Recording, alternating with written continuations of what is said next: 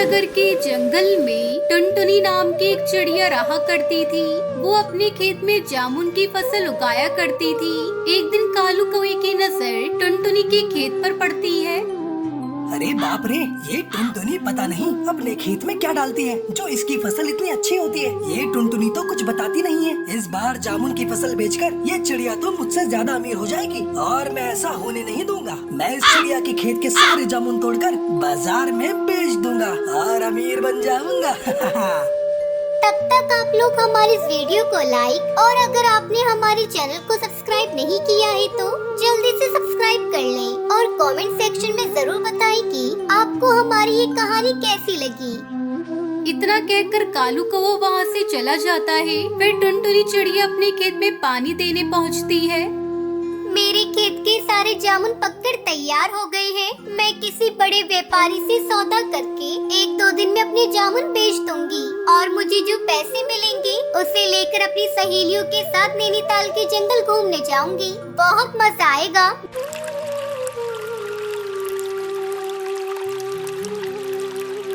मैंने पूरे खेत में पानी डाल दिया है। अब मैं घर चलती हूँ, कल फिर से आऊंगी। टुनटुनी चिड़िया खुशी खुशी अपने घर चली जाती है। उसी रात कालू कौवा टुनटुनी चिड़िया के सारे जामुन की फसल चुरा लेता है और अगली सुबह उसे बेचने के लिए दूसरे जंगल चला जाता है। जब टुनटुनी अपने खेत पर आती है तो देखती है कि उसके सारे जामुन गायब होते हैं। टुनटुनी रोने लग जाती है। हे भगवान, ये क्या हो गया? मेरे सारे जामुन कहाँ गए? किस कमबख्त ने मेरे जामुनों को चुरा लिया? अब मैं क्या बेचूंगी? मैं तो भूखी मर जाऊंगी। तभी टुनटुनी चिड़िया को कालू कौवे का पंख गिरा दिखाई देता है। अच्छा, तो ये काम कालू कौवे का है। मैं उस कालू कौवे को छोड़ूंगी नहीं। टुनटुनी चिड़िया उड़ती हुई कालू कौवे के पास जाती है और उससे कहती है, अरे ओ कालू, बाहर निकल। तूने मेरे जामुन चुराने की हिम्मत कैसे की? सीधे तरीके से मेरे जामुन वापस कर दे, नहीं तो उन जामुन के पैसे मुझे दे। कौन से जामुन? किस जामुन की बात कर रही है तू? मैंने सारे जामुन बेच दिए हैं। अब कुछ नहीं है मेरे पास और चली जा यहाँ से, नहीं तो मैं धक्के देकर तुझे बाहर फिकवा दूंगा। तूने मुझ गरीब के पेट पर लात मारी है। भगवान तुझे कभी माफ नहीं करेगा। टुनटुनी बहुत दुखी होती है और बहुत रोती है। उसे रोता हुआ देखकर बंटी कबूतर उसके पास आता है। बंटी कबूतर टुनटुनी चिड़िया के पिता का दोस्त होता है। क्या हुआ टुनटुनी, तुम क्यों रो रही हो? उस कालू कौवे ने मेरे सारे जामुन चुरा लिए। अब मैं क्या करूं? साहूकार का कर्ज भी चुकाना है, नहीं तो वो मेरे खेत पर कब्जा कर लेगा और मैं भूखी मर जाऊंगी। कुछ समझ में नहीं आ रहा है, मैं क्या करूं? टुनटुनी, तुम परेशान मत हो, मैं तुम्हारी समस्या का समाधान जरूर करूंगा। आखिर तुम मेरी जिगरी दोस्त की बेटी हो। तुम यहीं रुकना, मैं अभी आया। इतना कहकर बंटी कबूतर वहाँ से चला जाता है और थोड़ी देर बाद एक पानी का लोटा लेकर आता है। ये लो टुनटुनी, इसमें जादुई जल है और ये कुछ टमाटर के बीज हैं। तुम इसे अपने खेत में बिखेर देना और ये जादुई जल इसके ऊपर डाल देना। इससे तुम्हारे टमाटर को कोई नहीं छू पाएगा। लेकिन बंटी अंकल, टमाटर बाजार में बहुत दाम के चल रहे हैं। इसी वजह से कोई पक्षी टमाटरों को खरीद भी नहीं रहा। अरे टुनटुनी, मैं इसी कारण से ही तुम्हारे लिए ये जादुई बीज लेकर आया हूँ। जब तुम्हारे खेत में टमाटर आ जाए तो इन्हें तुम सस्ते दाम पर बेचना और जंगल के गरीब पक्षी सस्ते टमाटर खरीदकर बहुत खुश हो जाएंगे। फिर तुम्हारी बिक्री भी अच्छी हो जाएगी। आपका बहुत बहुत शुक्रिया जो मुझे अनाथ चिड़िया की इतनी मदद की। टुनटुनी चिड़िया टमाटर के बीज को अपने खेत में बिखेर देती है और उस जल को थोड़ा थोड़ा छिड़क देती है। देखते ही देखते टमाटर के पेड़ पर ढेर सारे टमाटर लग जाते हैं। ये सब देखकर टुनटुनी चिड़िया बहुत खुश होती है और बंटी कबूतर के घर जाकर उससे कहती है, आपने मुझे मरने से बचा लिया। आपका बहुत बहुत धन्यवाद बंटी अंकल। अब टुनटुनी चिड़िया हर दिन टमाटर तोड़ती और बाजार में बेच देती। अरे टुनटुनी चिड़िया, तुम्हारे टमाटर तो बहुत अच्छे और सस्ते हैं। आजकल टमाटर के दाम तो बहुत बढ़ गए हैं, लेकिन तुमने तो हम गरीब पक्षियों की मदद कर दी। अब रोज तुमसे टमाटर खरीदकर टमाटर की चटनी बनाकर खाऊंगी। धीरे धीरे धीरे टुनटुनी चिड़िया टमाटर बेचकर अमीर बन जाती है। कालू ये सब देखकर जल भुन जाता है और एक बार फिर से चोरी करने की सोचता है, लेकिन जैसे ही वो टमाटर को हाथ लगाता है उसे करंट का एक झटका लगता है। अरे बाप रे, इस चिड़िया ने तो टमाटर के पेड़ पर करंट लगा रखा है। कालू कौवा वहाँ से भाग जाता है और फिर टुनटुनी चिड़िया टमाटर की खेती करके खुशी खुशी रहने लगती है। ये कहानी हिमालय के घने जंगल की है। वहाँ एक बिल्लू बिल्ला रहता था जिसे अपनी ताकत और अपनी फुर्ती पर बड़ा ही घमंड था। वो अपने आगे किसी को भी गिनती में नहीं लेता था। छोटे मोटे पक्षियों को तो वो यूँ ट्रीट करता है कि मानो वो ही जंगल का राजा हो, और करे भी क्यों ना। जंगल का राजा भी अंदर ही अंदर कहीं ना कहीं उस बिल्लू बिल्ला से डरता था, और जब राजा किसी से डरता हो तो प्रजा की तो बात ही क्या। बिल्लू बिल्ला के इस रवैये से पूरे जंगल के सारे पक्षी दुखी थे। कई पक्षी उसे समझाने की कोशिश भी करते, पर वो कभी भी किसी की सुनता नहीं था। यहाँ तक कि उसकी बचपन की दोस्त टुनटुनी चिड़िया भी उसे समझाने की कोशिश करती है। यार बिल्लू, देख यार, स्कूल के दिनों की बात और थी। अब मुझे बिल्लू नहीं, बिल्लू बिल्ला कहा कर। और पूरे जंगल में ना अपनी इज्जत है, इज्जत।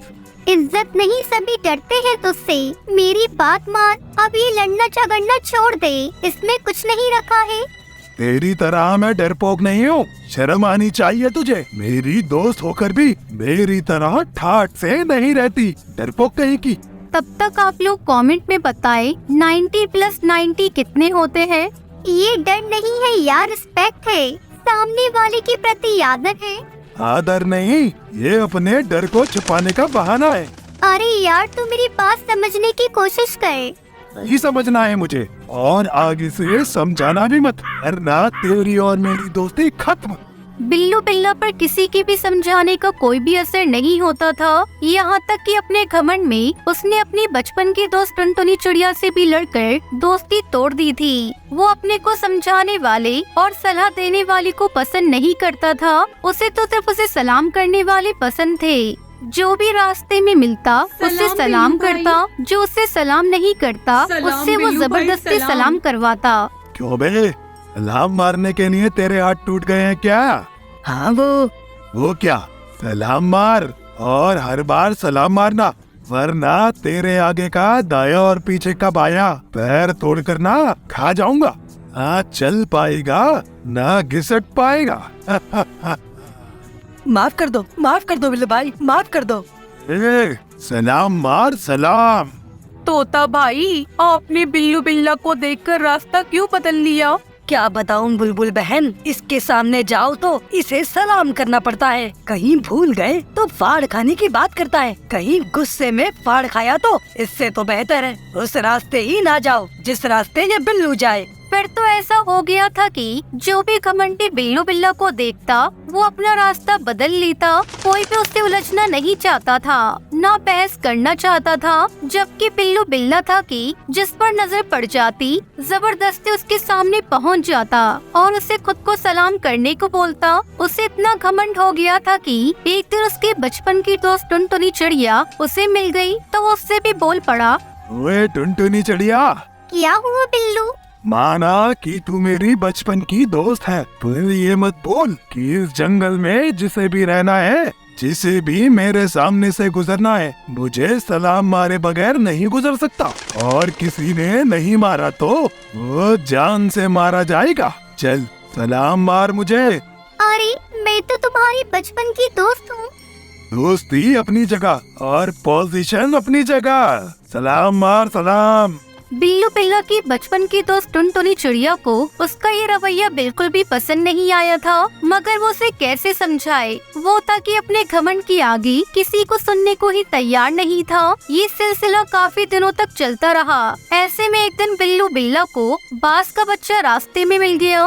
बास के बच्चे, सलाम मार मुझे। क्यों भाई?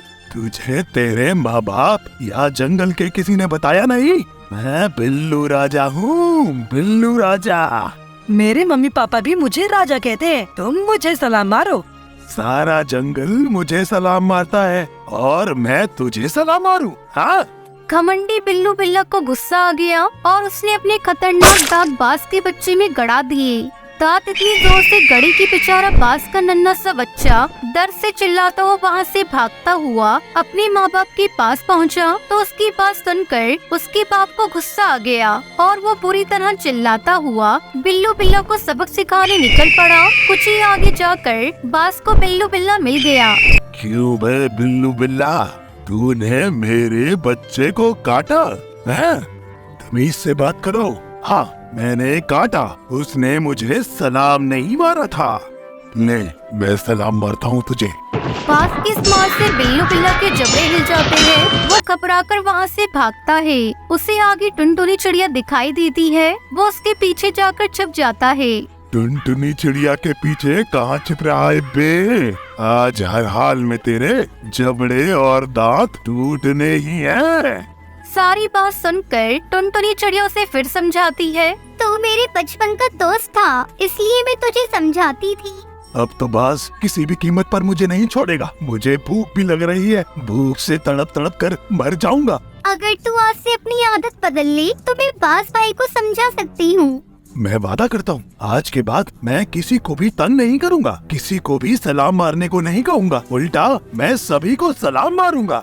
ये सुनकर टुनटुनी चिड़िया कुछ ही देर में बाज भाई को समझाकर शांत करती है। बिल्लू बिल्ला बाज भाई को शांत देखकर सरप्राइज हो जाता है और फिर पूछता है, अरे बाज भाई, आप मुझ जैसे खतरनाक जानवर से नहीं डरे? मेरा कहना नहीं माने और एक नन्ही सी टुनटुनी चिड़िया की सुन ले। इस संसार में कोई भी सबसे ज्यादा ताकतवर नहीं है। जानवर की ताकत से ज्यादा उसकी जबान की ताकत होती है। तुम में घमंड बनाए, इसलिए टुनटुनी चिड़िया के सामने तुम एकदम कमजोर हो।